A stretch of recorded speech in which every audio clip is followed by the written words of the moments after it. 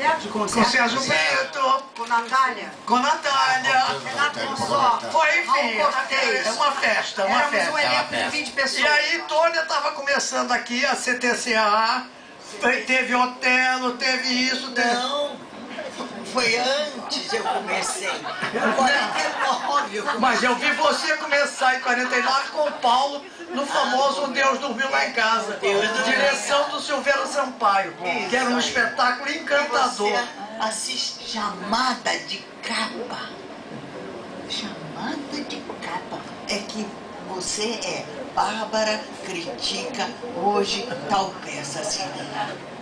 Palmas pra ela. Por favor.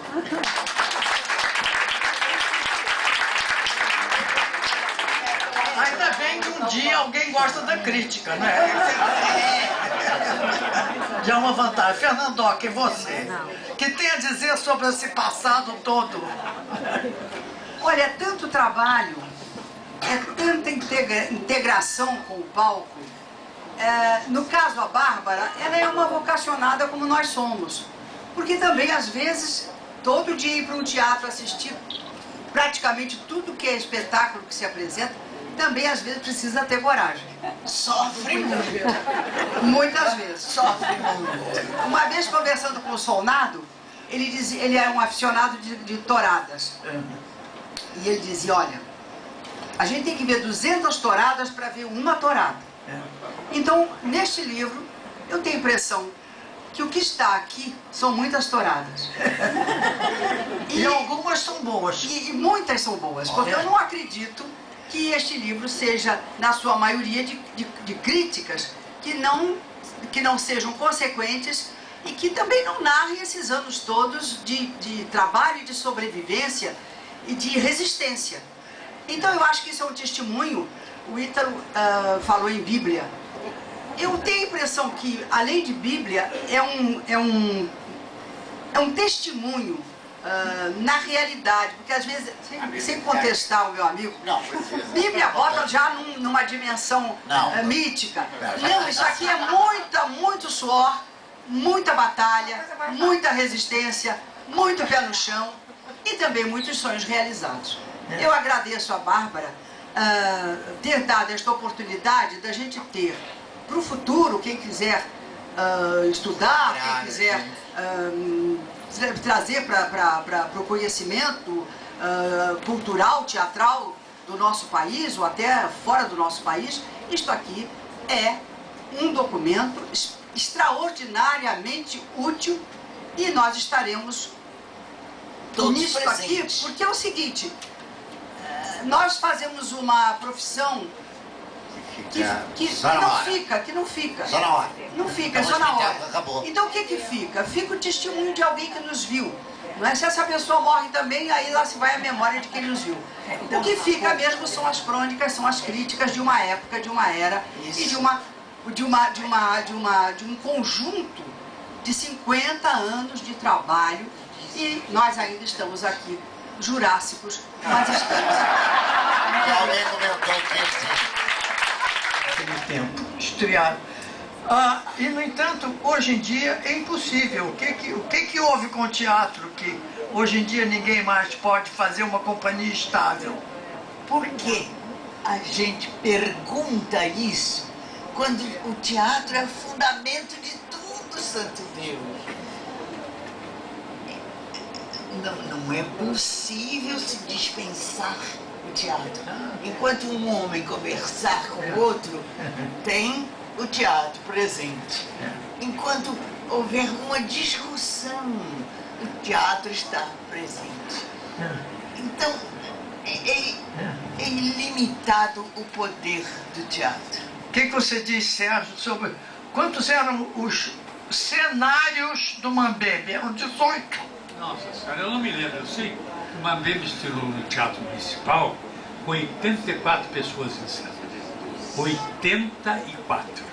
Ficamos 15 dias. Eram 18 cenários que eu me lembro. Tinha paisagens pintadas Não, tinha extraordinárias. trem que andava, tinha bondinho de Santa Teresa. Tinha um trenzinho que andava perfeitamente, dava uma ilusão total. E na Ítalo verdade era pegava o trem. era o último a pegar. Não, É, o último a pegar.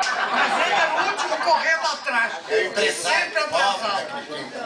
Sempre atrasado. Mas o mais fantástico, Wagner, é que o Mambembe, se for falar do Mambembe logo, é uma coisa que eu estava pensando aqui.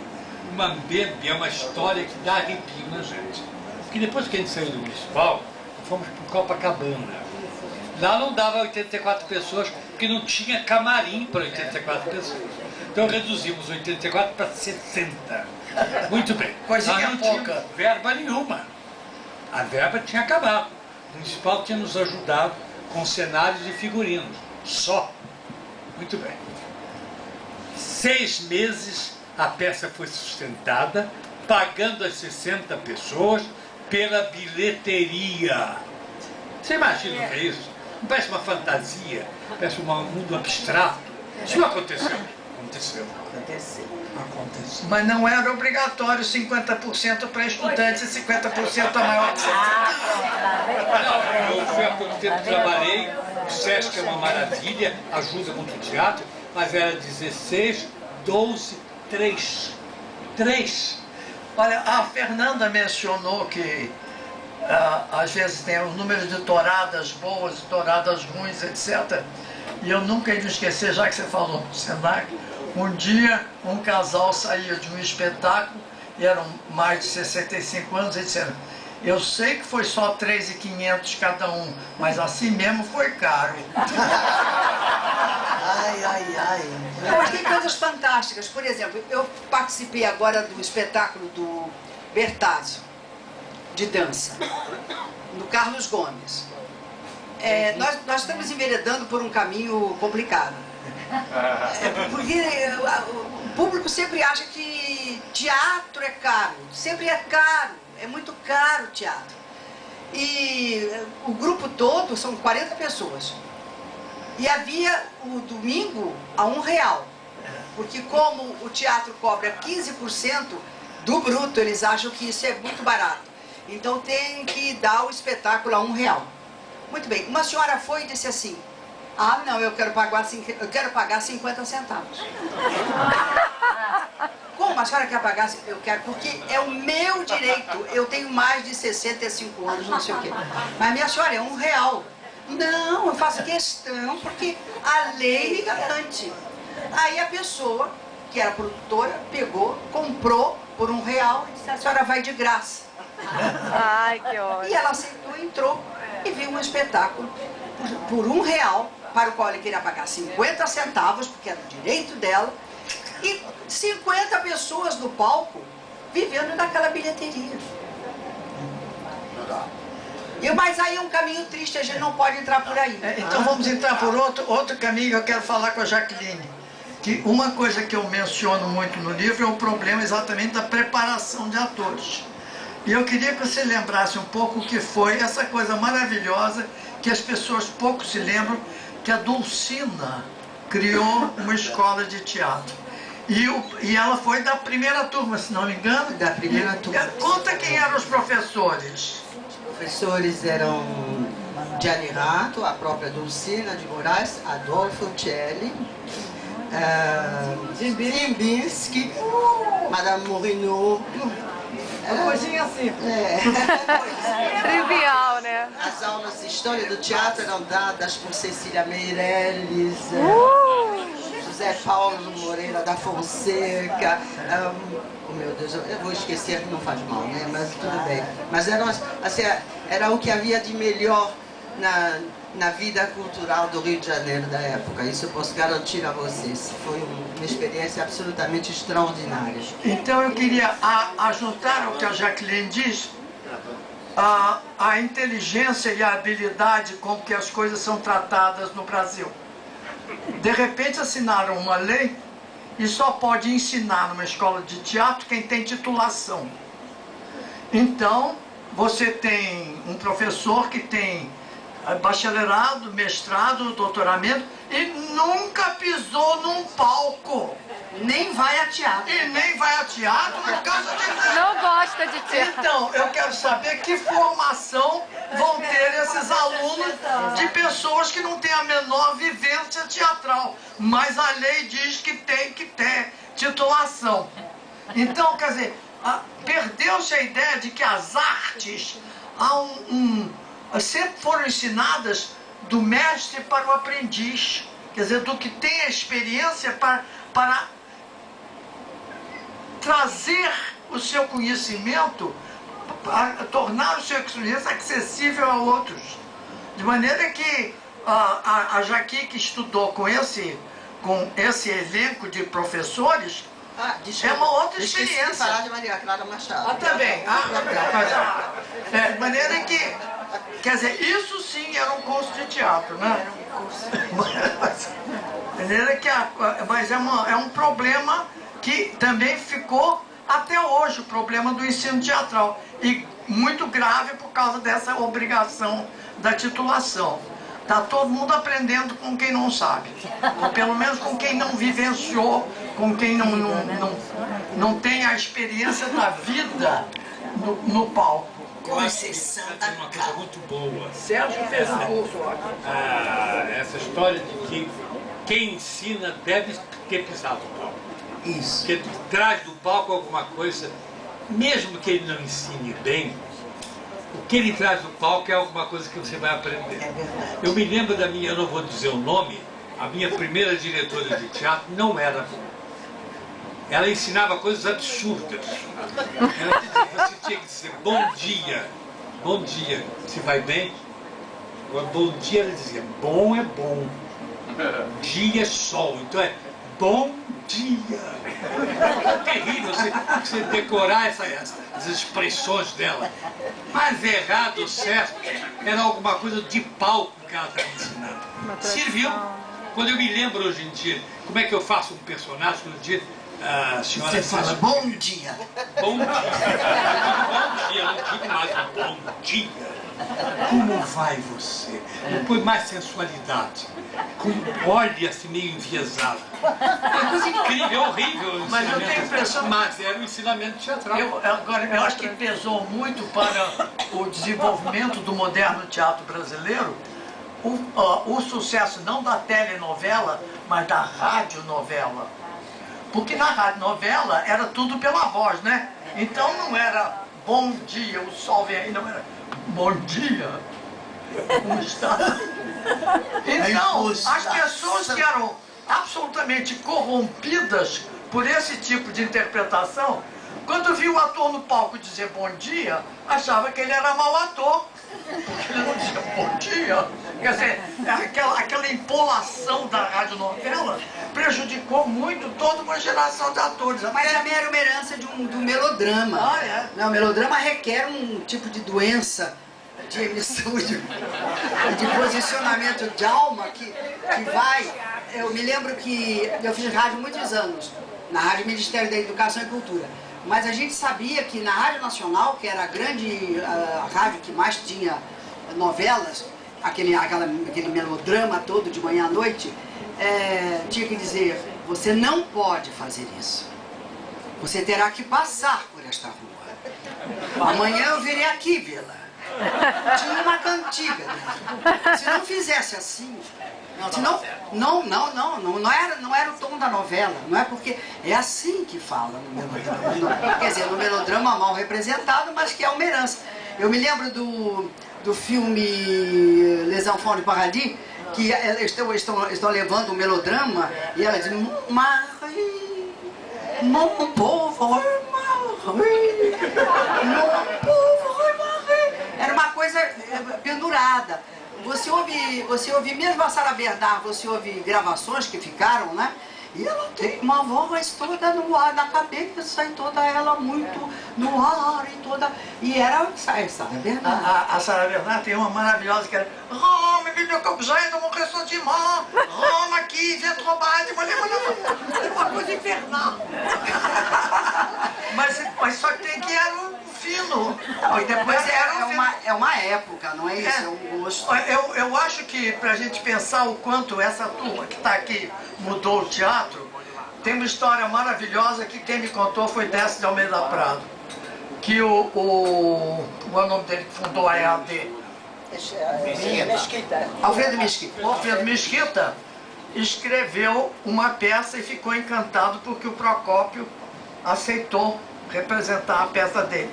Então, a certa altura, ele foi assim, numa ansiedade, ver o ensaio.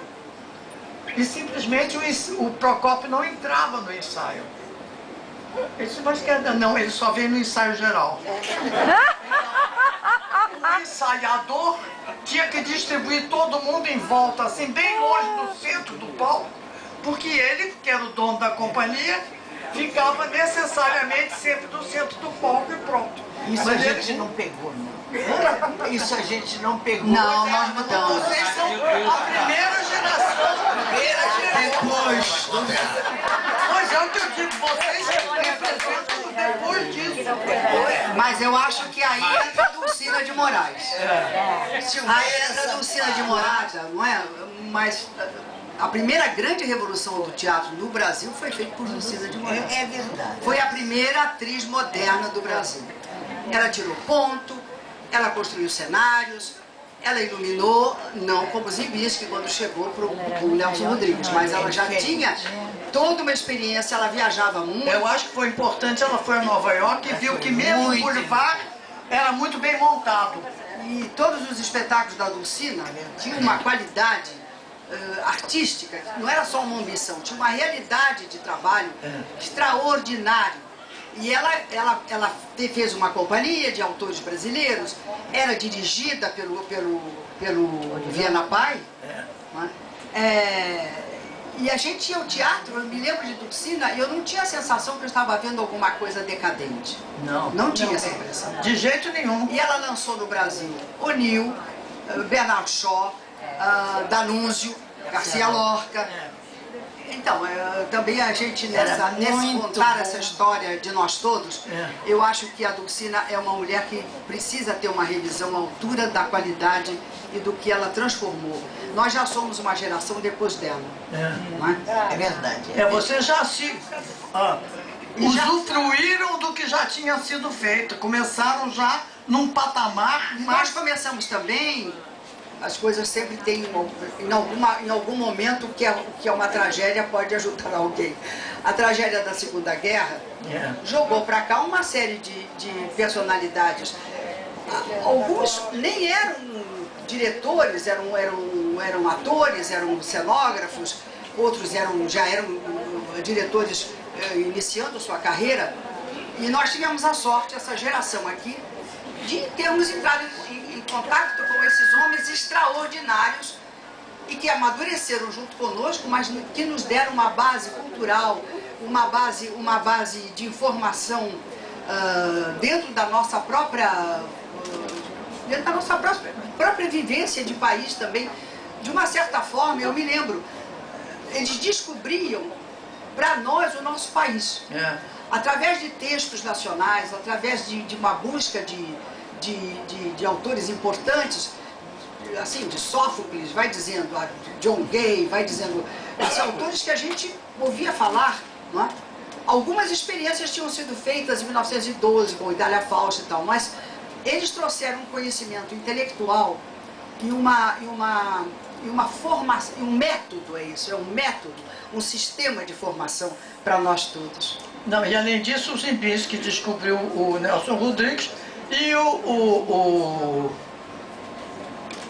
Jorge Andrade, né, foi descoberto pelo Rato, né? Quer dizer, de repente, quando esses grupos brasileiros estavam querendo fazer coisas boas, mas só viam coisas boas em textos estrangeiros, foram esses estrangeiros que tinham a postura crítica suficiente para dizer, não, olha aqui, vocês têm autores bons. Eles eram diretores e eram encenadores. Eles tinham paciência de nos ensinar. Paciência. E não era pelo facilitário. Hoje, a gente vê diretores ou encenadores que pegam textos da alta dramaturgia e facilitam.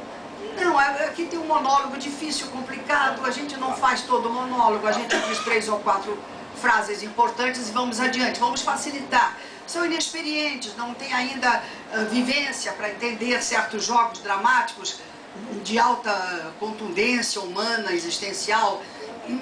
Mas esses estrangeiros que nos formaram e também formaram os melhores diretores de teatro do Brasil. O Antunes, Zé Celso e outros mais, como Flávio Rangel, como Fernando Torres, como muitos outros diretores, eles tiveram um apadrinhado de primeiríssima qualidade, porque também a nossa geração teve a sorte, não é, de trabalhar. Nós trabalhamos sobre a melhor dramaturgia que se pudesse esperar de um século de teatro no Brasil. Nós somos formados, nós nos educamos como pessoas, como sensibilidade, como tudo. Aqui deve contar isso. É impressionante o número de autores, assim, de todas as dimensões da história do teatro, pelos quais nós passamos. E isso nos formou, isso nos dá uma categoria de vivência teatral respeitável. Posso fazer uma pergunta? Porque eu li o livro antes de todo mundo. As pessoas faziam teatro e não liam teatro. Ele descobriu isso e ficou espantado. Mas como vocês não leem teatro? E começou a nos dar nomes de autores que eu nunca tinha visto. Isso em 49, quando eu fiz com o Sérgio Cardoso, nas beiradas dos anos 50. Quando eu fiz com o Sérgio Cardoso, o Teatro dos 12. Agora em São Paulo, começou a desmanchar o TBC. Nós fomos a última leva, porque Tônia já tinha saído com o Thierry, Paulo, Cacil já tinha saído com o Valmor, Cleides, Zimbisque, Sérgio e Lídia tinham saído, nós chegamos por fim. Maria Della Costa foi a primeira que saiu. Foi a primeira que saiu. Mas ela saiu, foi fazer o teatro dela, e nós fomos fazer o teatro dela. A coisa era tão séria, que houve um determinado momento que nós trabalhávamos com Gianni Rato. Aí eu quero fazer, não é nenhum patrocínio especial, Gianni já é morto, e não foi muito justo conosco no final, que fez um documentário e dizia que nós não tínhamos gostado de fazer uma peça com ele. Mentira. O Gianni era um talento excepcional, mas era uma pessoa difícil. Difícil, muito exigente. E ele nos ensinou a fazer um teatro assim. A peça está aí, é essa peça que nós vamos fazer. Eu não vou ajudar com golpes teatrais. Você até podia se fazer. É compreensível se fazer um golpezinho teatral, uma maneira de dar uma charme à peça. Dá um golpezinho. Porque ele era muito mais moderno que ele. Muito mais. E só para dizer do valor do Rato, era assim, pelo menos umas 4 semanas de leitura, quando ia a 5.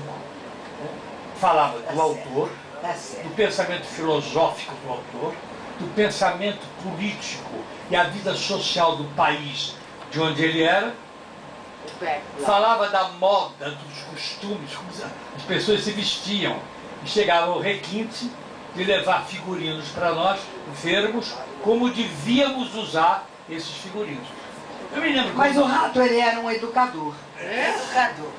O Rato era um formador de teatro, era isso, né?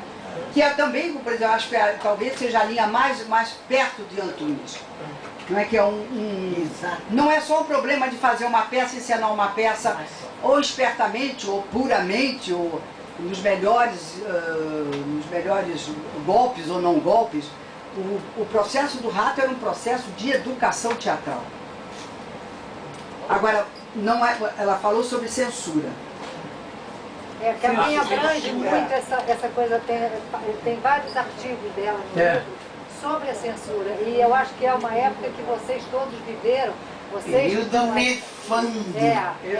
Como é que era fazer... Como é que vocês fizeram para dar a volta na censura? Como é que vocês faziam o teatro nessa época da censura? Eu me lembro que eu ia todos os dias, eu e Plínio Marcos, íamos todos os dias na maior canseira para lutar por ele consentir que a gente fizesse Navalha na Carne. Você não pode imaginar a luta que foi. Eu tinha uma prima que trabalhava lá, morreu agora, com 80 e muitos anos, talvez até 90.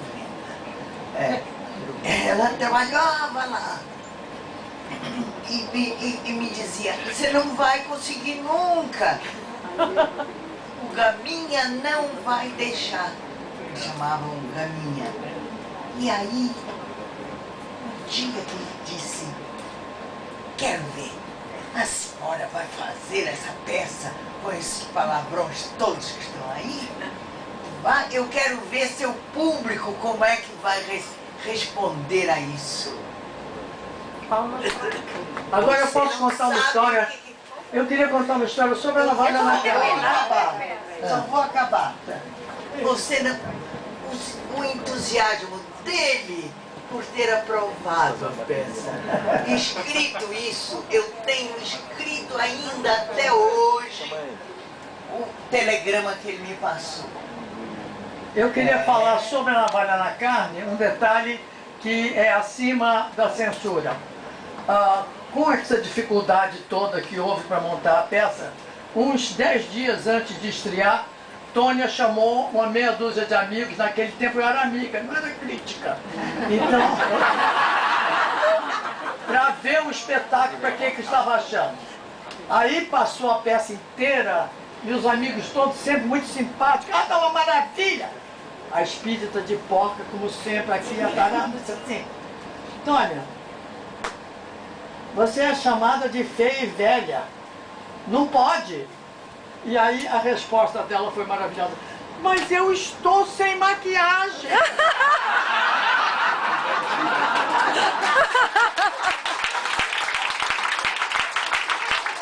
Aí que bastava. vai lá cima, vai lá dentro e põe umas olheiras. Ela pôs umas olheiras, põe uns riscos na cara. E honra de seja feita, nunca deixou de botar durante a carreira inteira. Mas eu achei lindo, mas eu estou sem maquiagem. Maquiagem nenhuma. Aliás, Tônia, você se lembra? Navalha na Carne tem outra história com você. Okay. A Navalha na Carne ia estrear o espetáculo dele de São Paulo, estrear naquele teatrinho lá no início de Botafogo. Teatro do Rio. Não, do aquele... Carlos Imperial, da mãe do Carlos Imperial. Sei, tá. E a grande estreia estava lá, todos nós estávamos na porta. De repente chegou polícia montada de metralhadora, espalhando todo mundo. Saiam daí, a peça não vai acontecer. E aí um boato começou a correr. Corram para Santa Teresa na casa da Tônia, vão passar navalha na cara. Fomos nós correndo e eu vi também. Eu vi. Na esquina do Teatro Duque, do Pascoal Carlos Maia. Esquina mesmo. Não era para ser na casa do Pascoal, mas aí não, já souberam que aqui foram para aquela casa que você tinha Aquela alugado. casa que eu tinha alugado, que nunca... Houve 2 sessões. Não esquece disso. Houve 2 sessões. Era tanta gente para assistir, fizeram uma sessão, saiu o povo, entrou outro, assistiu a sessão. Mas riqueza desse período, a quantidade de peças maravilhosas que foram feitas. Já que vocês todos, lembram do Marido Vai à Caça? Lembro. O que foi a diversão? A Madame Vidal. Madame Vidal, né? Mas quer dizer, então o que acontece é que eu sempre digo que hoje em dia, quando tem 3 atores, é superprodução. Porque é monólogo, monólogo, monólogo. E é caro. 22. Aí agora eu refiz aquela coisa que Tchelle tinha mania e eu fiz realmente com 23 atores. Visita da Velha Senhora. Visita da Velha Senhora. Mas isso mas é um acontecimento. Hoje em dia a gente só vê monólogo. É uma coisa angustiante. Eu mesma já estou fazendo.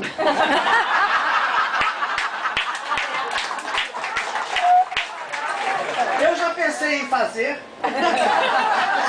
Porque se é assim, eu também faço, né? Já não dá mais. Eu já fiz 2. Ítalo já fez também. Já. Todo mundo já pecou. Fernanda já pecou. Eu fiz a doida de ficar 5 anos. Depois, alternadamente, eu fiz 13 anos de doida. Se fizesse de novo, faria novamente o Brasil 5 vezes.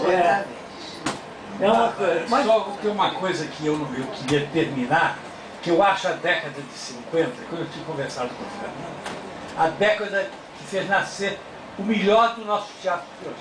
Não há dúvida, porque o TVC foi se dividindo.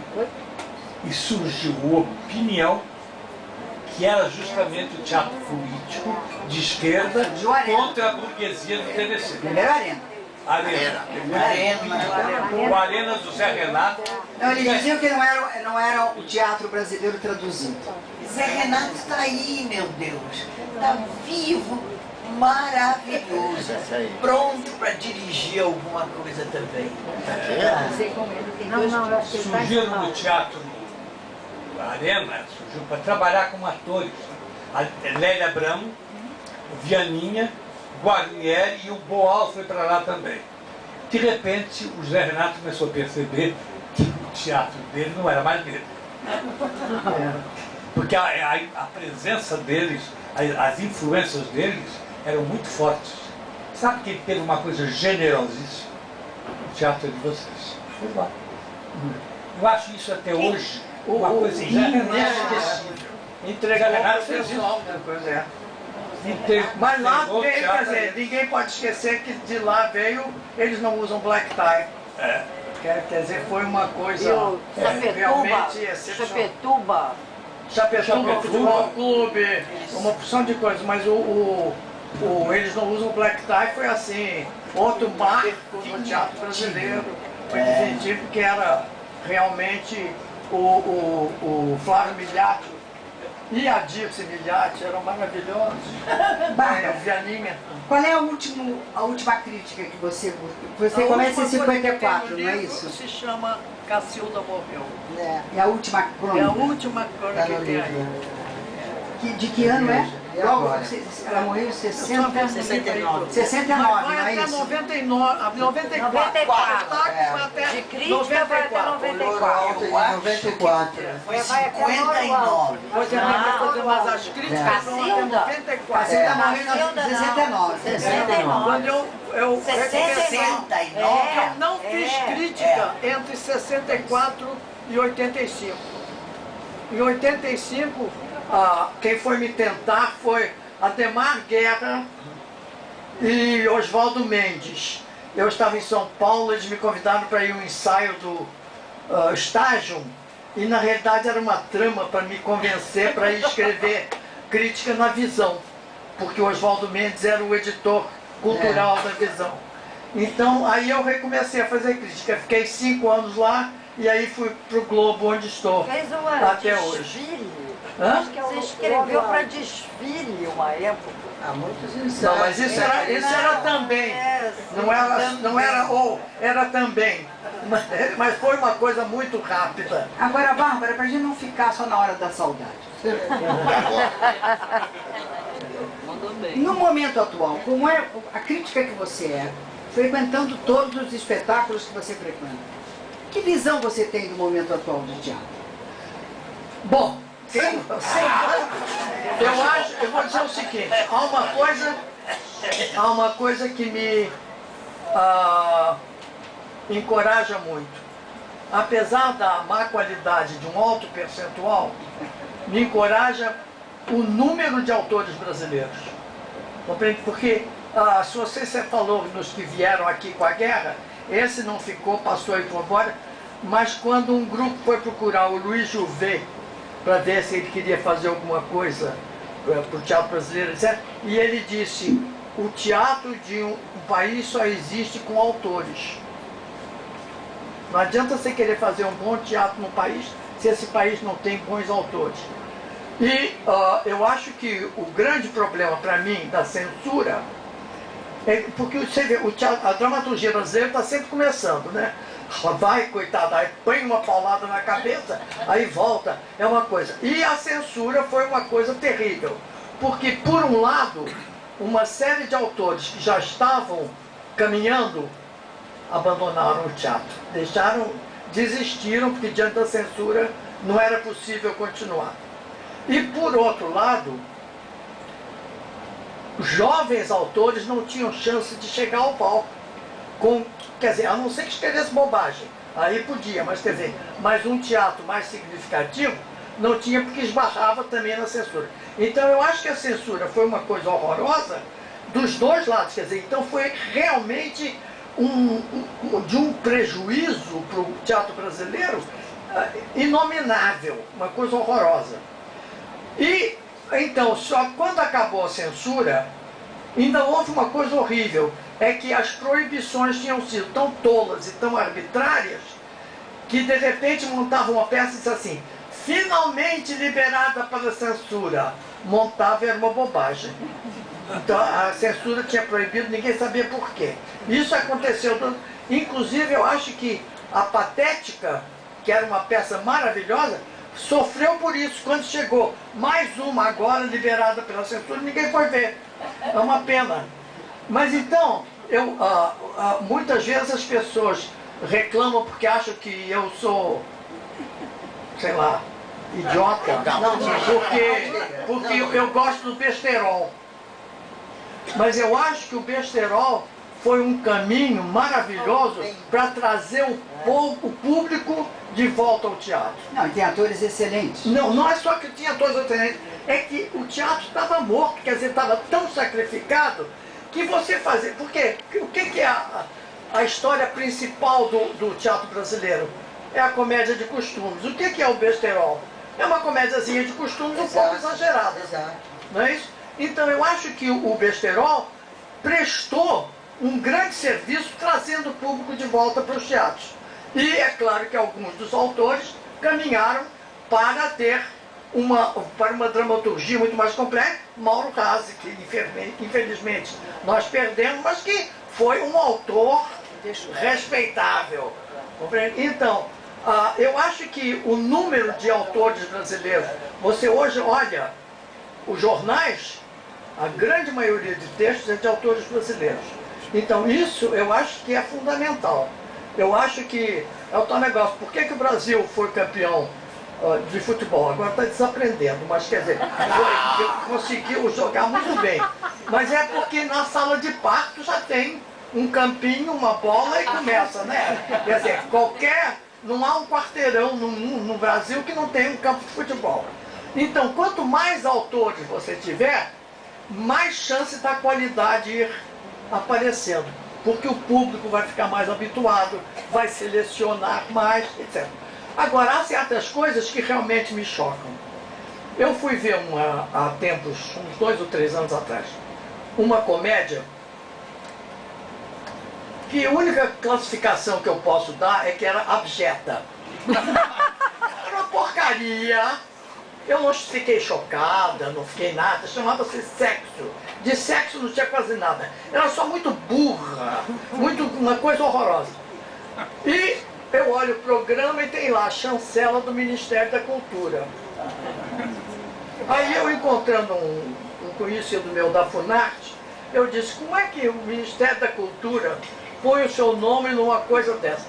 E recebi a resposta mais arrasadora que alguém já me deu de alguma coisa na vida. O Ministério da Cultura não pode opinar sobre qualidade. Eu digo, então devia chamar Ministério da Assistência. Da Escultura, né? Porque se o Ministério da Cultura não pode ter critérios de qualidade para aquilo que ele supostamente vai apoiar e estimular, então realmente as coisas andam muito mal. Tem alguma coisa, algo de podre. Uma coisa terrível. Muito bem, o que há? Ok. Ok. Tem tênis amanhã cedo? Então cada um diz uma última palavra. Foi um prazer estar com você, Bárbara, e os meus amigos. E vocês todos. Pronto.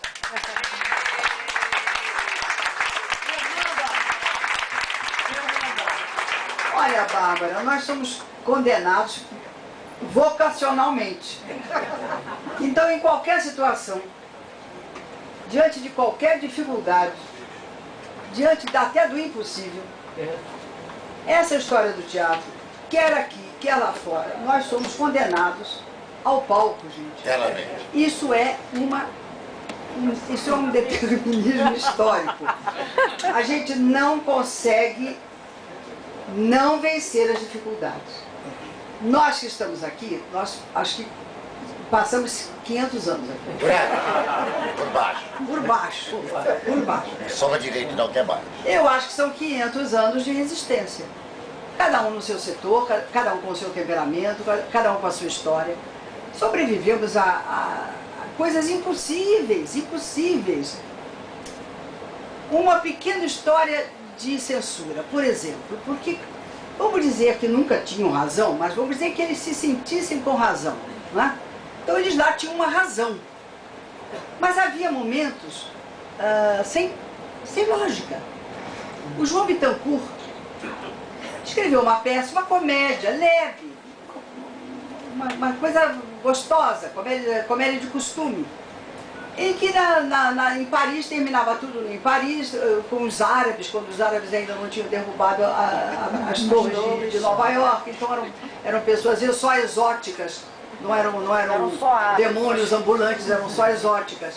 Bom, no fim dessa brincadeira do João, como tudo dava certo e estavam em Paris, tocava-se a Marselhesa. Alguém na plateia resolveu, porque um dos códigos da censura é que não se podia tocar hinos de países amigos, uniformes de exércitos de países amigos, enfim, não podia nada. Tanto que quando nós fizemos, seria cômico se não fosse sério, a farda do Fernando, que deveria ser de um capitão sueco, e como não podia ser do início do século, não podia. Então ele entrou mais ou menos vestido de domador de circo, domador de leão. Mas essa história é só para ver como é que a gente resiste. Então proibiram, alguém ouviu o hino francês, foi na censura, porque já tinha passado pela censura, porque tinha censura de peça e censura de espetáculo. Então veio um comunicado dizendo que a peça estava proibida. O João então foi saber na censura por que a peça dele estava proibida, se já tinha sido liberada. Se não, porque o senhor ofende um país amigo tocando o hino da França. E a França é um país amigo. O João foi para a embaixada, ainda era embaixada aqui no Rio de Janeiro,